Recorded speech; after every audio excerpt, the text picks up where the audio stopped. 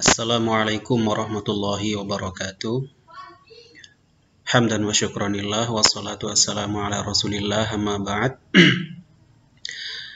Rekan-rekan mahasiswa, para ikhwah yang saya banggakan, pada pertemuan sebelumnya kita sudah membahas tentang hal, keterangan kondisi. Kita akan murojaah terlebih dahulu sebelum melanjutkan pada materi selanjutnya. Hal bisa digunakan untuk menjelaskan kondisi dari subjek atau sahibul hal yang sedang dibicarakan. Misalkan, informasi kedatangan seseorang bisa diperjelas dengan menjelaskan keadaannya ketika datang. Apakah dia berjalan kaki atau berkendaraan? Contoh, Ja'a Zaidun rakiban. Zaid telah datang dengan berkendaraan. Maka rakiban adalah hal yang menjelaskan keadaan atau kondisi. Sedangkan sahibul halnya, pemilik keadaan adalah Zaidun. Hal bisa menjelaskan kondisi pelaku atau fa'il atau objek maf'ul bih. Contoh hal yang menjelaskan kondisi fa'il, Ja'a Zaidun masyian. Zaid telah datang dengan berjalan kaki.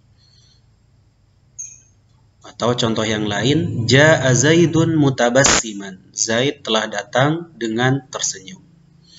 Adapun contoh hal yang menjelaskan kondisi maf'ul bih, contohnya Ra'aitu Zaidan masyian. Aku melihat Zaid berjalan kaki. Atau contoh yang lain, Ra'aitu Zaidan mutabassiman. Ada beberapa kaidah yang berlaku untuk hal. Yang pertama, yang pasti adalah hal harus mansub. Yang kedua, hal harus nakirah. Karena apabila hal bentuknya ma'rifat, nanti bisa berubah menjadi na'at atau sifat. Contoh hal yang benar, Ja'a Ahmadu munfaridan. Ahmad datang munfaridan, dalam keadaan sendirian. Apabila hal dalam kalimat di atas diubah menjadi ma'rifat, maka otomatis menjadi sifat bagi Ahmad. Sehingga kalimatnya menjadi Ja'a Ahmadu al-munfaridu. Ahmad yang sendirian telah datang. Kaidah berikutnya, yang ketiga, sahibul hal harus ma'rifah. Ini juga sama alasannya dengan poin yang kedua.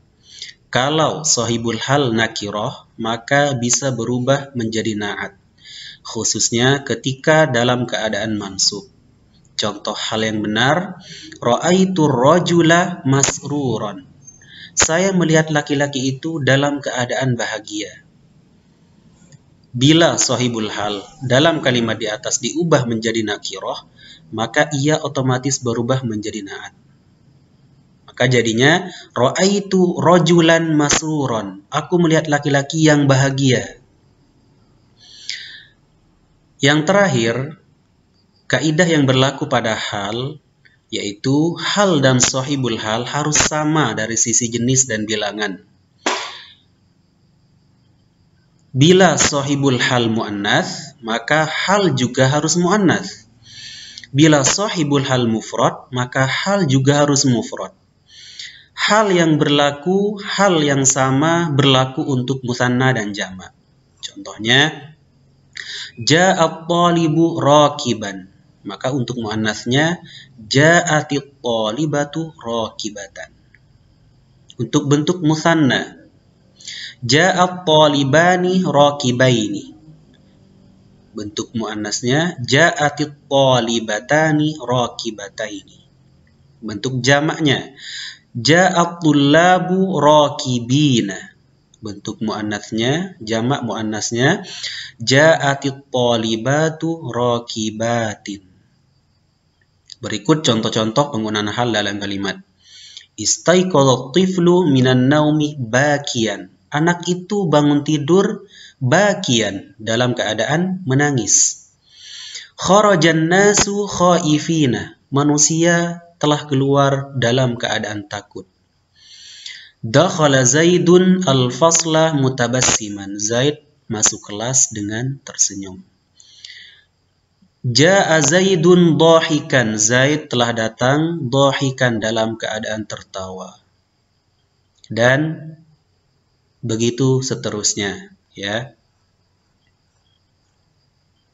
Ini contoh-contoh yang terdapat dalam Al-Qur'an dalam surah An-Nisa ayat 93, An-Nisa 103, An-Nasr ayat 2, Ali Imran ayat 3.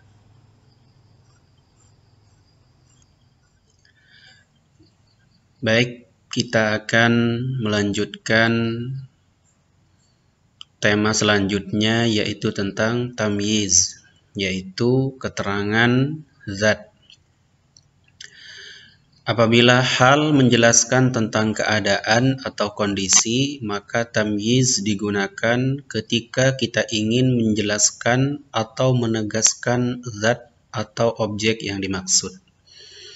Contoh, Taba Muhammadun nafsan. Muhammad itu wangi tubuhnya. Kata nafsan merupakan tamyiz karena ia menegaskan apa yang wangi dari Muhammad.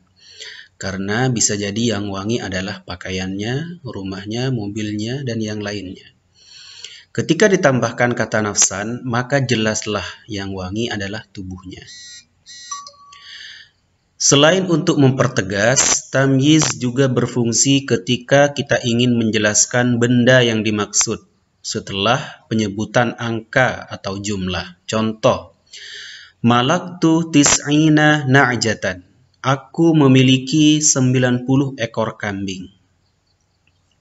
Kata na'jatan disebut dengan tamyiz karena ia menjelaskan zat yang dimaksud dari kata 90 ekor. Artinya yang dimaksud adalah kambing, bukan kucing, sapi atau kerbau. Dikarenakan tamyiz menjelaskan zat, maka ia harus dari kelompok isim jamid. Tidak mungkin tamyiz dengan isim mushtaq, seperti isim fa'il, isim maf'ul, atau yang lainnya. Berikut kaidah yang berlaku atau berkaitan dengan tamyiz. Yang pertama, tamyiz harus nakirah. Yang kedua, tamyiz harus dari isim jamid. Berikut contoh-contoh penggunaan tamyiz dalam kalimat. Tasabbaba Zaidun araqan. Zaid itu mengalir keringatnya. Tafaqqa'a Bakrun syahman. Bakar itu berlapis-lapis lemaknya. Ishtaraitu 20 baqaratan. Saya membeli 20 ekor sapi. Zaidun akramu minka aban.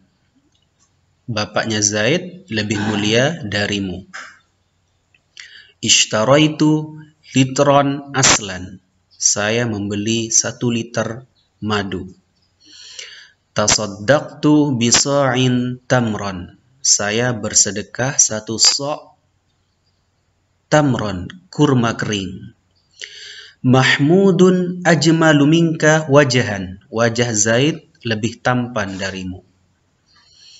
Karuma Zaidun nasaban. Zaid itu telah mulia nasabnya. Syaribtu kuban ma'an. Saya telah meminum ma'an, segelas air.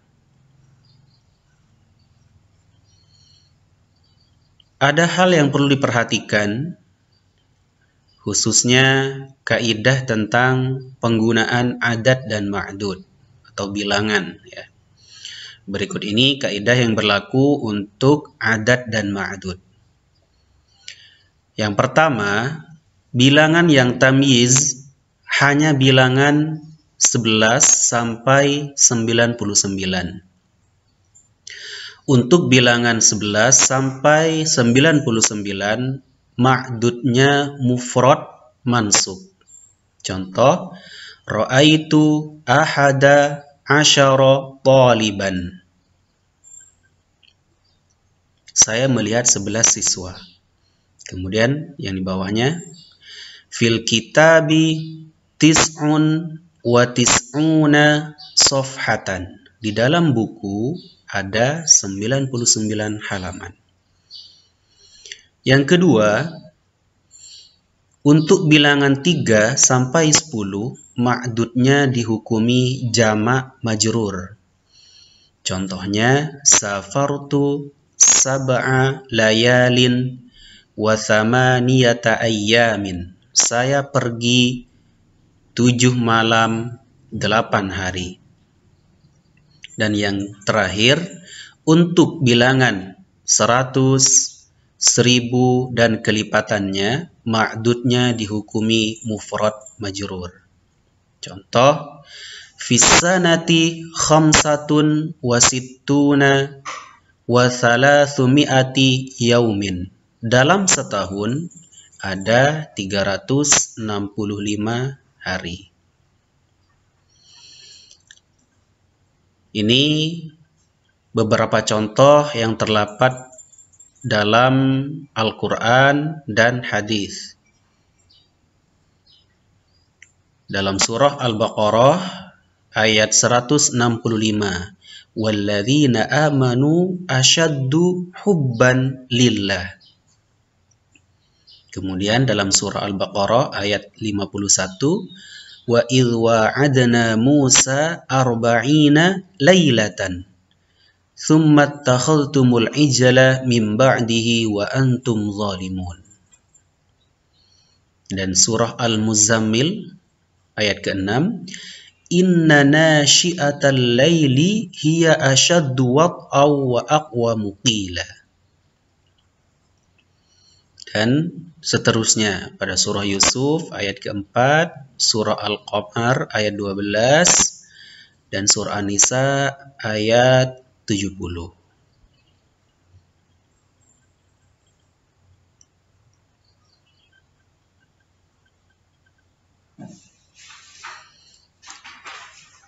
Mungkin hanya itu pembahasan kita tentang tamyiz.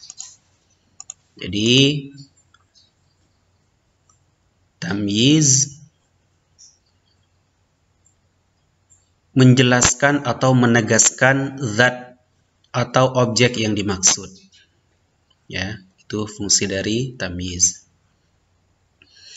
Mungkin hanya itu yang dapat saya sampaikan, kurang dan lebihnya mohon maaf. Assalamualaikum warahmatullahi wabarakatuh.